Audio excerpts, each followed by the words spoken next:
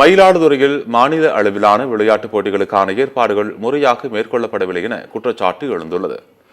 தமிழ்நாடு பள்ளிக்கல்வித்துறை சார்பில் 2024-25 கல்வியாண்டில் மாவட்ட பல்வேறு போட்டிகள் நடத்தப்பட்டு வருகிறது. அதில் வெற்றி பெற்றவர்களுக்கு மாநில அளவிலான போட்டிகளில் நடைபெற்று வருகிறது.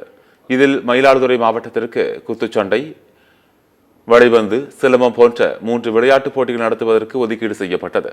சித்தர்காடு ARC விஸ்வநாதன் கலைக்கல்லூரியில் குத்துச்சண்டை போட்டியும், செமனார் கலைமகன் கலைக்கல்லூரியில் சிலம்பம் மற்றும் வளையப்பந்து போட்டிகளும் தொடங்கி நடைபெற்று வருகிறது.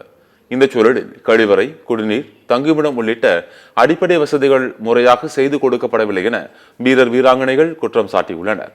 குப்பை மேடுகளுக்கு அருகே அமர்ந்து படுத்தும் ஓய்வெடுத்தும் நிலைக்கு தள்ளப்பட்டுள்ளதாகவும், இதனிடையே போட்டியை துவக்கி வைக்க வந்த ஆட்சியர் மகாபாரதி சுகாதாரமற்ற சூழலை கண்டு போட்டி ஒருங்கிணைப்பாளர்களை கடிந்து கொண்டதாகவும் தெரிவித்தனர்.